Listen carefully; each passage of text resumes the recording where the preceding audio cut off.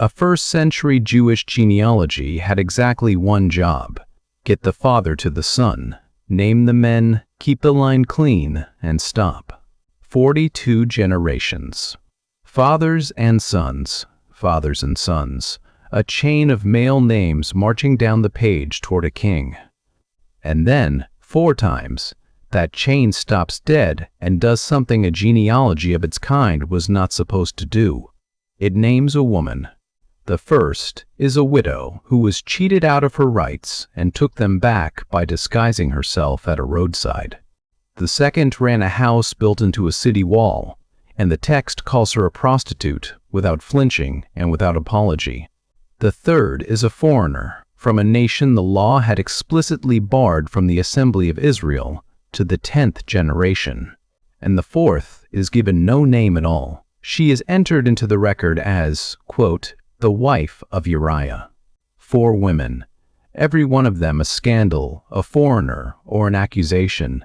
Somebody put them in that list on purpose. So this video is the whole roster. Every major woman in the Bible, in the order the Bible gives them, start to finish. And here is the promise. You will leave knowing not just who they were, but which famous facts about them are not in the text at all.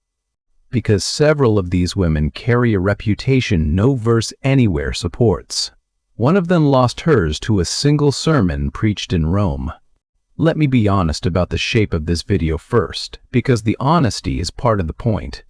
There is no version of this where 30 women get equal time. A flat list, 90 seconds each, would be useless to you. So the roster is complete, and the depth is deliberately uneven. Some get a sentence, some get 5 minutes, and the ones who get 5 minutes are not the most famous.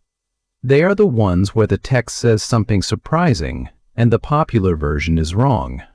And one number, so you know the scale.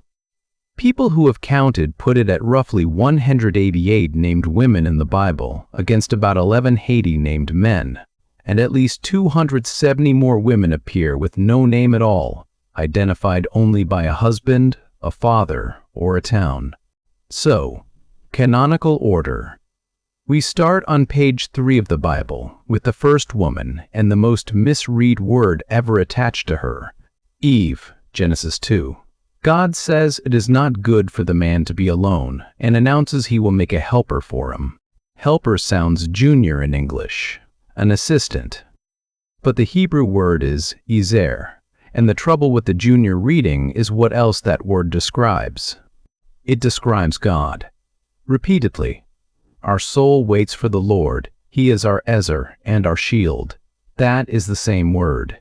So, whatever Ezer means, it is not a word for a subordinate. It is a word for the one who arrives with the strength you do not have. Then chapter 3, the serpent, the fruit, and the oldest blame in literature. The woman you gave me, she gave me the fruit. And notice where the text quietly places the man during that entire conversation with the serpent, which almost every retelling gets wrong. She gave some to her husband who was with her. With her. He is standing in the frame the whole time, saying absolutely nothing. Sarah is next, and she gets the longest continuous run of any woman in the Hebrew Bible. Roughly 13 chapters of Genesis. She starts as Sarai, childless, married to Abram, and hauled across the ancient Near East on the strength of a promise about a baby. Twice, her husband tells a foreign king she is his sister, because he is afraid they will kill him to take her. Twice she ends up in a palace. Then the visitors at Mamre. Sarah is behind the tent flap, listening, when one of them says that this time next year she will have a son. And she laughs. Not a delicate laugh, a bitter one inside herself at the sheer physical absurdity of what she has just overheard. The visitor hears it anyway. She denies it because she is frightened. And he answers simply, no, but you did laugh. And the child is named Yitzhak. He laughs. The joke is stitched permanently into the name of the son the whole covenant runs through. When she dies, Genesis records that Sarah lived 127 years. Read that line again and ask what is strange about it. It is a woman's lifespan, written down, in a book that gives the exact ages of dozens of men and almost never bothers with the women. Sarah is the only woman in the Hebrew Bible whose age at death the text stops to record. Somebody counted her years. Which brings us to the woman standing in Sarah's shadow through all of that. And she gets a moment nobody else in the Bible gets. Hagar, Egyptian, a slave. Handed to Abram by Sarai as a surrogate because the promise was taking far too long. She conceives, the household turns poisonous, and Sarai treats her so harshly that Hagar runs into the desert, pregnant, alone, with nothing. And an angel finds her at a spring in the wilderness and speaks to her. A runaway foreign slave girl with no legal standing whatsoever. The first person in the entire Bible to be found by an angel in the wilderness is not a patriarch. It is her. And then she does the thing. She answers back. She gives God a name. You are El Roi, the God who sees me. Read the Hebrew Bible cover to cover, and you will not find another human being doing that. People name altars. People name places. Hagar names God, the only one. An Egyptian slave on the run at a desert well coins the name that sticks. Rebecca comes next, introduced by an errand at a well that she takes over completely within about 4 verses.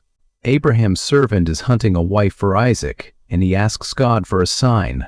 Let her be the one who offers to water the camels. 10 camels after a desert crossing drink, an extraordinary quantity of water. That is not a test of kindness. That is a test of stamina and nerve. And when her family stalls for time, they call her in and ask her directly. Will you go with this man? She says, I will go. That one line makes her the only matriarch who consents to her own marriage on camera, out loud, in her own words. Later, pregnant with twins who are fighting inside her, she does what Sarah never did. She goes and asks God about it herself. And she gets an answer nobody else in that family has heard. The older will serve the younger. She is the one holding the information, which is what makes the goatskin deception of chapter 27 so uncomfortable. She engineers it, stage manages it, and takes the curse on herself if it fails. Then Leah and Rachel, who have to be taken together because the tragedy is that they were never allowed to be separate people. Jacob loves Rachel. He works 7 years for her. And in the dark, on the wedding night, his uncle swaps in the older sister. Leah wakes up married to a man who wanted somebody else and now knows it. And she spends years trying to buy his affection with sons. You can read the whole arc in the names she gives her children. The first 3 are pleas. Now my husband will love me. Now he will be attached to me. And then the 4th. She names him Judah, which means, this time I will praise the Lord. She has stopped bargaining with her husband. The son she names when she finally stops trying to win is the son the royal line runs through.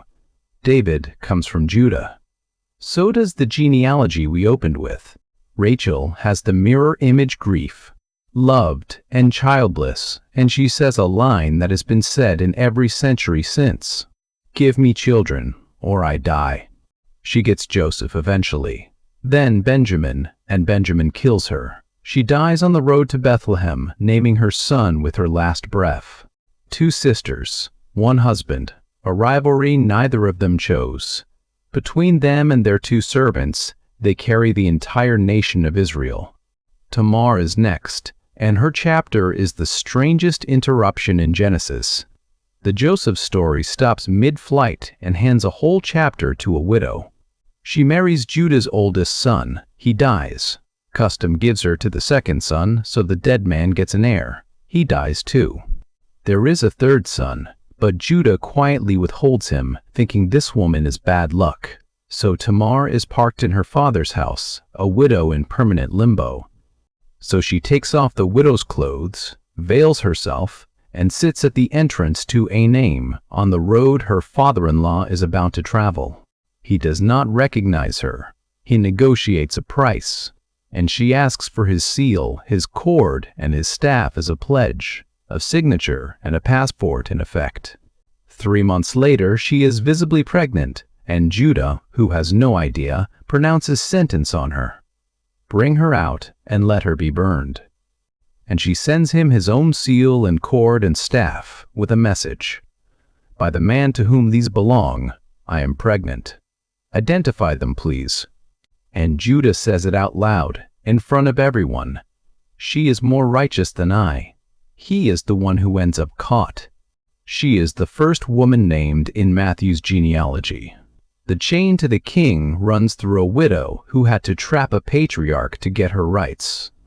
Now, Exodus, and the book opens with something people miss because they are waiting for Moses. It opens with women disobeying a genocide. 2 midwives, Shiphrah and Puah, are ordered by Pharaoh to kill the Hebrew boys at birth. They refuse, and then they lie to his face about why. They are named. Pharaoh is not. The most powerful man on earth is a job title in this story, and the 2 midwives get their names in the record. Then Moses' mother, his sister, and Pharaoh's own daughter conspire across every line of class and nation to keep one baby alive. The sister watching that basket from a distance is given a name later, Miriam, and she is given a title that changes how you read her. The sea splits, the army drowns, Moses sings. And then the text says, Miriam the prophetess, the sister of Aaron, took a tambourine in her hand. Prophetess. She is the first woman in the Bible to carry that word, and she carries it in the same chapter as the greatest rescue in Israel's history. And centuries later, the prophet Micah summarizes the Exodus in a single sentence and lists the leadership God sent. Moses, Aaron, and Miriam. 3 names. In that verse, she is not an appendix to her brothers. She is 1/3 of the leadership of the Exodus. Her story does not end cleanly. In Numbers 12, she and Aaron challenge Moses, and she alone comes out struck with disease. The text never explains why only her.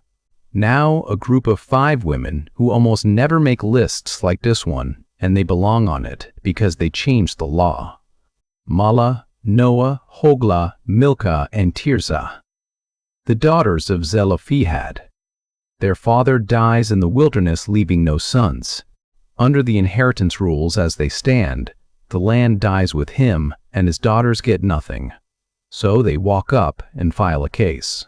So they stand at the entrance of the tent of meeting, in front of Moses and the whole assembly, and argue. Why should our father's name disappear for want of a son? Moses does not rule on it. He takes it to God. And God says the daughters of Zelophehad are right. Then the statute is amended. 5 women argue a case in the desert, and the law of Israel changes because of them.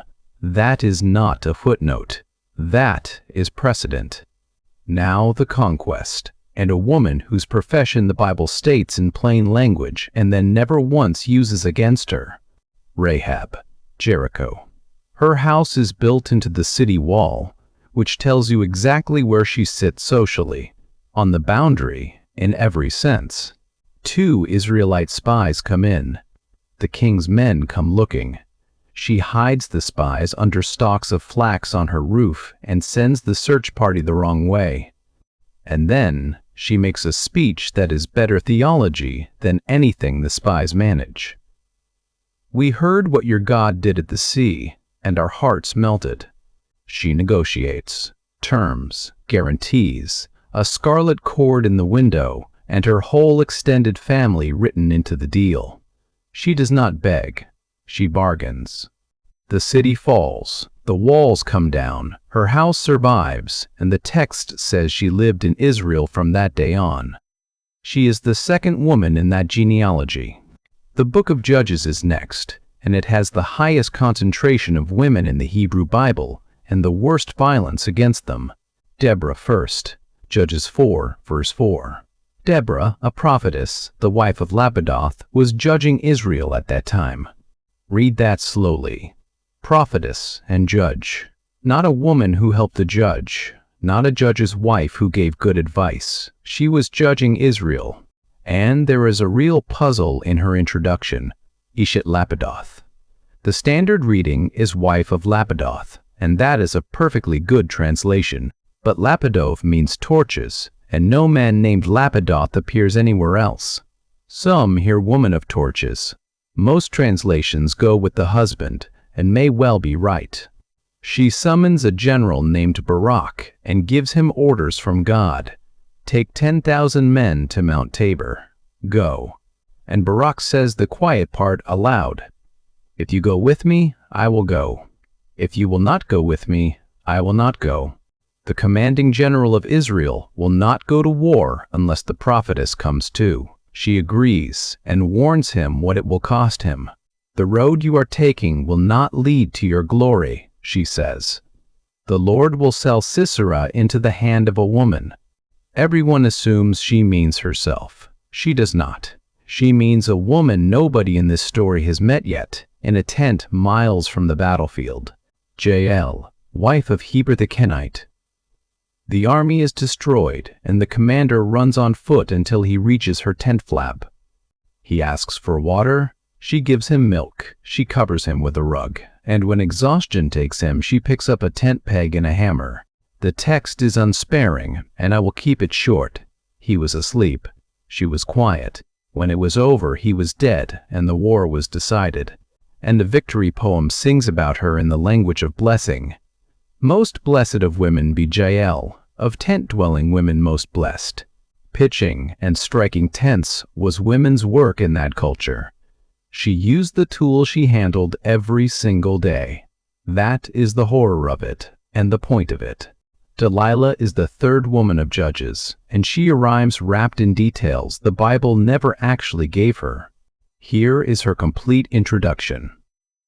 After this he loved a woman in the valley of Sorek, whose name was Delilah. That is the entire thing. She is not called a Philistine. She is not called a prostitute. She is not called a temple servant. The text names her, places her, and stops.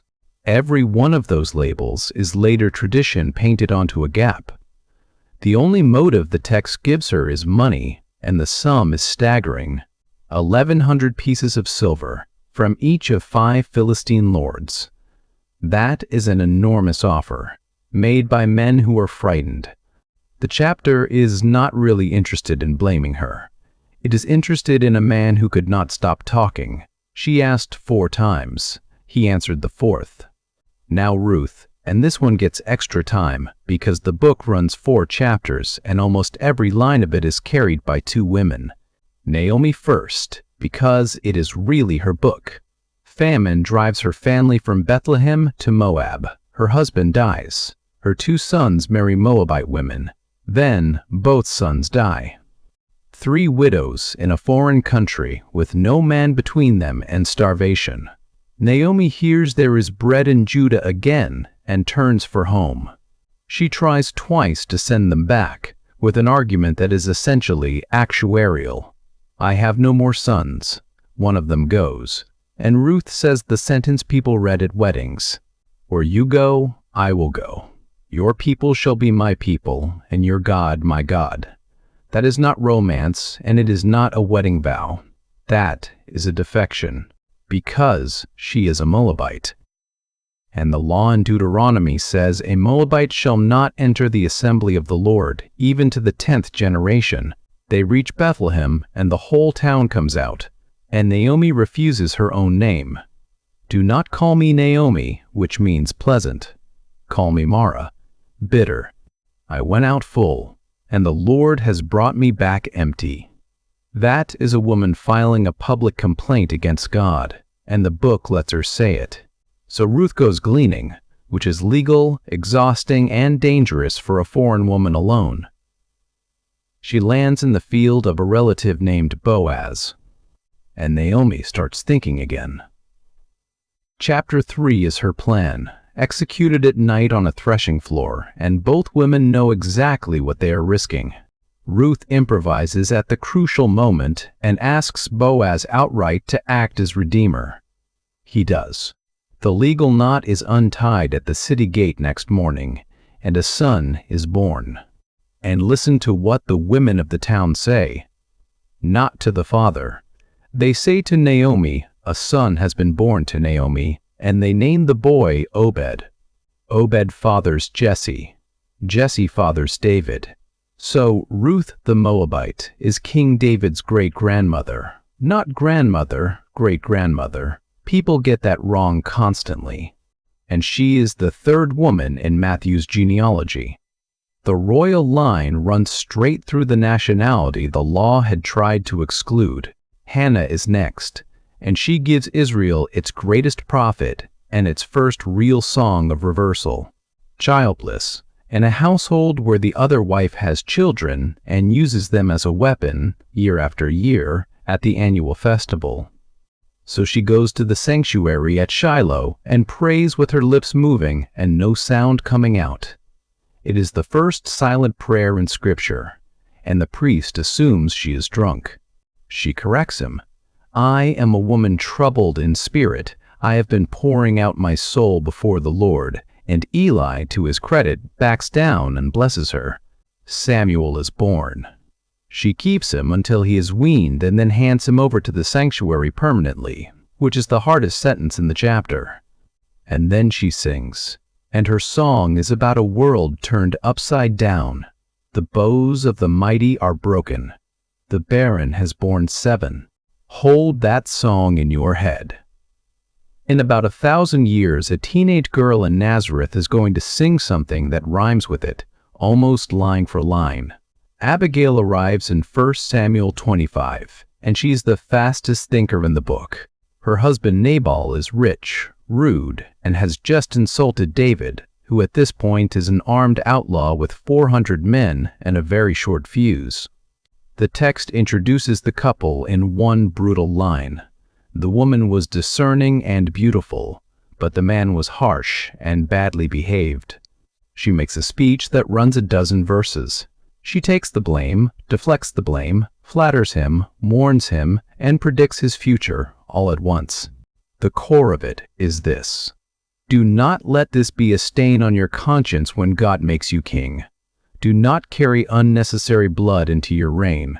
And David, who has never been talked out of anything in his life, stops, blesses her, and turns around.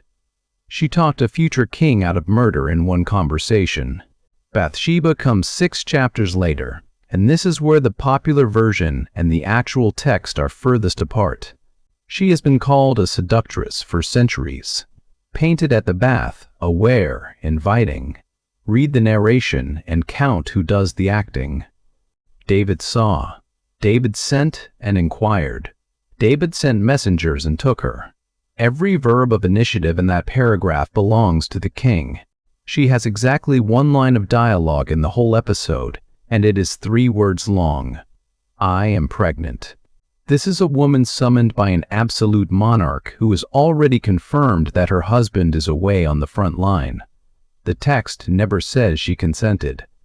And when the prophet Nathan comes to indict David, he tells a story about a rich man stealing a poor man's lamb, not a story about a tempting lamb. And her story does not end as a victim. Decades later, she walks into a dying king's bedroom, invokes an old promise, and puts her son Solomon on the throne. The wife of Uriah, the 4th woman in that genealogy, is also the woman who decides the succession. Both things are true at once. Her son builds the temple, and a foreign monarch travels a very long way to see it. She is our next name. Except she has no name. The Queen of Sheba. That is a title and a country, not a name. The Bible never tells us what she was called, and no reliable source does either. She arrives with a caravan, spices, gold, and hard questions. The word the text uses is riddles.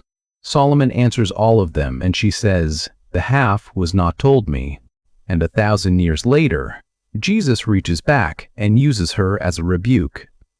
The queen of the south came from the ends of the earth to hear Solomon. Jezebel is next, the most effective villain in the Hebrew Bible, and the one detail everybody remembers about her is nearly always misread. She is a Sidonian princess, daughter of Ethbaal, married to Ahab as a treaty, and she runs a state program with hundreds of prophets of Baal on the royal payroll. Then, Naboth's vineyard, which is her masterpiece and her ruin. The king wants land. The owner refuses, because it is ancestral inheritance and the law protects it. Ahab sulks. Jezebel writes letters in his name, seals them with his seal, arranges false witnesses, and has a man judicially murdered by correct legal procedure. That is the crime, not idolatry alone. The corruption of a court, in writing, with a royal seal on the paperwork. And then the end, and the detail everyone misreads. As the man who will kill her rides into the city, she paints her eyes, adorns her head, and looks out of the window. Preached for centuries as a seduction attempt. She calls him a murderer of his master, and throws a dead king's name in his face. That is a queen putting on her regalia to die in office, not a woman flirting. Huldah is next. Her scene is a handful of verses long, and it may be the most quietly astonishing thing in 2 Kings. Josiah is king. Workmen repairing the temple find a book. It is read to the king, and he tears his clothes, because whatever is in it, they have been getting it wrong. So, he sends a delegation to find out what it means. 5 men. The high priest Hilkiah, the royal secretary, the king's servant, and 2 senior officials. And the text says they went to Huldah, the prophetess, wife of Shallum, keeper of the wardrobe, who lived in Jerusalem in the 2nd quarter. The high priest of Israel walks across Jerusalem to ask a woman what a scroll means. And here is the detail that sharpens it. Jeremiah's ministry began in the 13th year of Josiah. This scroll is found in the 18th. Jeremiah has been prophesying in that kingdom for 5 years. Zephaniah is also placed in Josiah's reign by his own opening verse. Both men are alive. Both are available.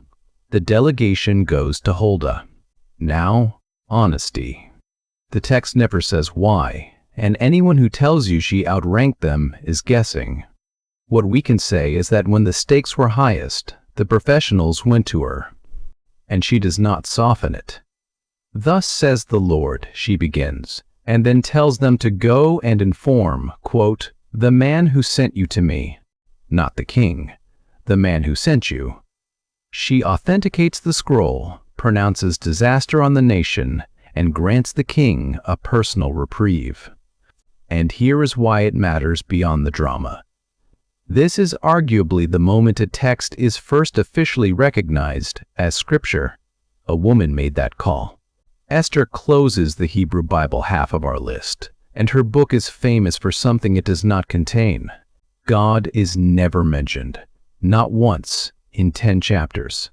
No prayer is answered on the page. No miracle happens. No prophet appears anywhere. Her Hebrew name is Hadassah, myrtle.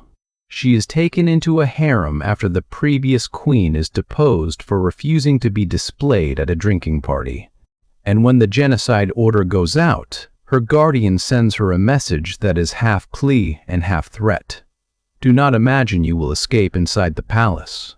And who knows whether you have come to the kingdom for such a time as this. It is the most famous line in the book, and it is a question, not a promise. Her answer is the pivot. She fasts 3 days, then says, I will go to the king, though it is against the law, and if I perish, I perish. From there she runs the plot. 2 banquets, perfect timing, and an enemy destroyed by his own machinery. No visions, no angels, just a woman calculating risk correctly. Now the New Testament, where the pattern changes shape. Fewer queens and matriarchs. Far more witnesses, hosts, patrons, and disciples. Elizabeth opens the Gospel of Luke. Old, childless, married to a priest, and called righteous before God without qualification. Her husband is struck mute for doubting the angel. And Elizabeth becomes the first human being in the New Testament to recognize who Mary is carrying before Mary has said a word about it. Blessed are you among women, she says, and blessed is the fruit of your womb. A pregnant old woman is the first prophet of the new era. And at the naming, when the relatives insist on the family name, it is Elizabeth who says no, he shall be called John, before her husband can write anything. Mary of Nazareth is next, and she is so covered in later devotion that the text underneath gets lost. Luke says she is young, engaged, and living in a village of a few hundred people. An angel tells her she will conceive. Her first response is not worship. It is a practical question. How will this be, since I am a virgin? And her consent is a sentence of enormous personal exposure. Let it be to me according to your word. In her situation, that is, agreeing to be visibly disgraced. Then she goes to Elizabeth, and she sings, and the song is not gentle. It is the most politically dangerous passage in the Gospels. He has brought down the mighty from their thrones and lifted up the humble. He has filled the hungry with good things and sent the rich away empty. Remember Hannah's song 1,000 years earlier. Same key, same reversal. And Mary is there at the end too, standing at the cross, where most of the men are not. Then a short entry that deserves more room than I can give it. Anna, in Luke chapter 2, is called a prophetess. 84 years old, widowed after 7 years of marriage, and she has not left the temple, worshiping with fasting and prayer night and day. She sees the infant and starts telling everyone who is waiting for the redemption of Jerusalem. Decades of waiting, and she recognizes him instantly. Now Mary Magdalene. And this is the correction I promised you at the start, because one sermon rewrote her for 1,400 years. Ask most people who she was, and you will hear the word prostitute. So here is the complete list of what the Gospels say about her. Luke says Jesus drove 7 demons out of her, and that she was one of the women funding the ministry out of her own resources. She is at the crucifixion. She is at the burial, watching where they put him. She is at the tomb on Sunday morning. That is the record. Nowhere in any of the 4 Gospels is she called a prostitute. Nowhere is she called a sinful woman. The word never appears near her name. So where did it come from? From a homily preached in Rome around the year 591 by Pope Gregory I. In that sermon, he merged 3 separate women into one: Mary Magdalene, Mary of Bethany, and the unnamed sinful woman who anoints Jesus in Luke chapter 7. He then declared the 7 demons to be the 7 deadly sins and read the woman's sins as sexual. 3 women went in. 1 reputation came out. That reading held across the West for roughly 14 centuries. The Roman Catholic Church formally separated the 3 figures again in 1969. And what it cost her is the thing worth noticing, because what the Gospels give her is the single most important eyewitness position in the New Testament. All 4 Gospels put her at the empty tomb. John gives her the resurrection appearance alone in a garden where she first mistakes him for the gardener, and he sends her to tell the others. The first person commissioned to announce the resurrection is a woman in a culture that discounted women's testimony. Nobody invents that detail on purpose.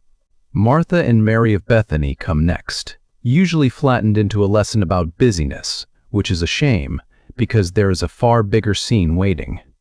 The famous one first. Martha works. Mary sits at Jesus' feet listening.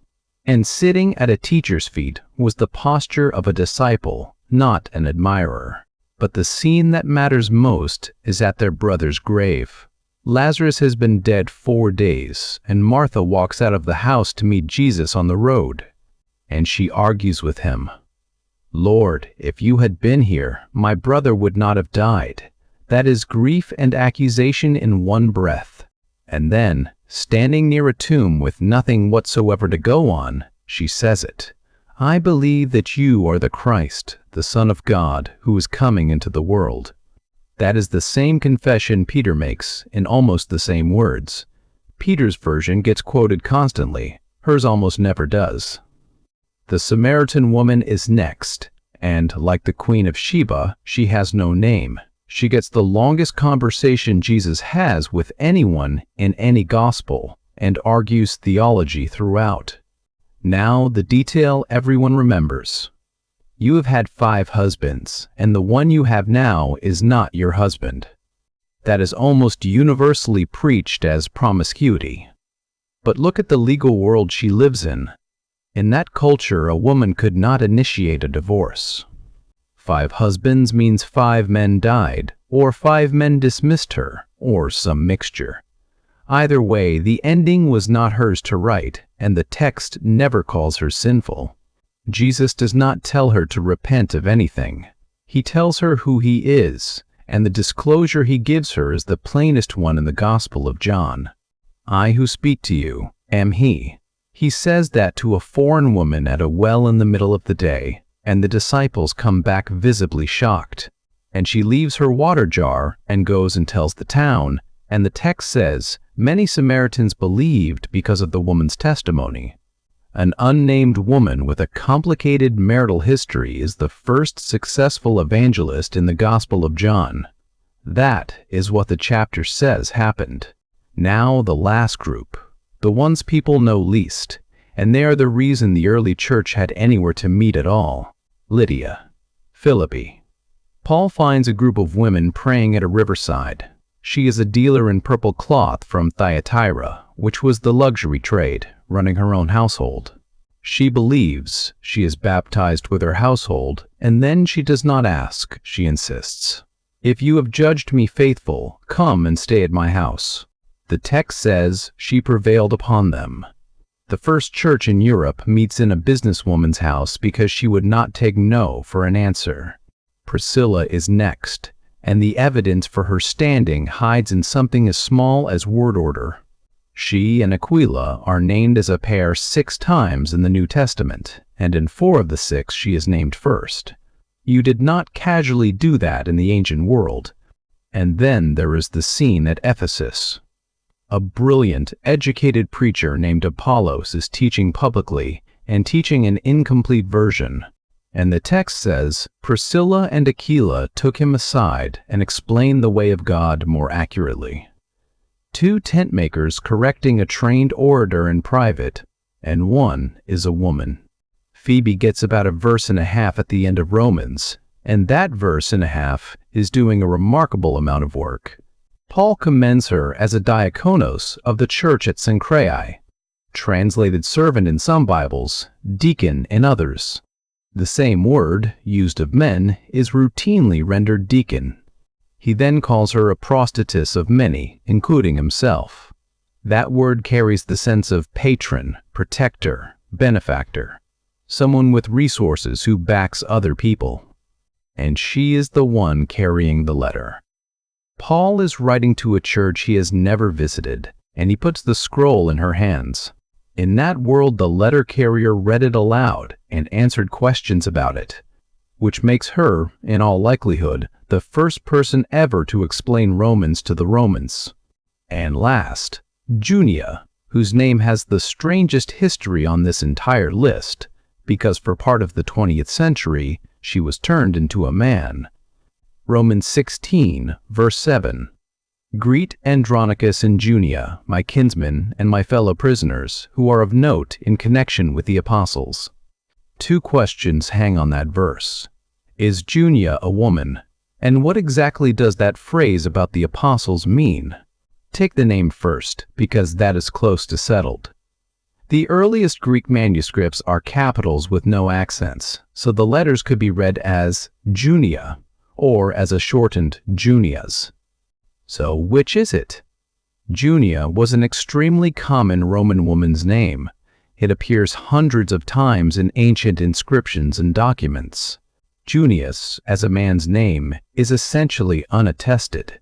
Scholars combing the ancient record have struggled to produce a single clear example of it.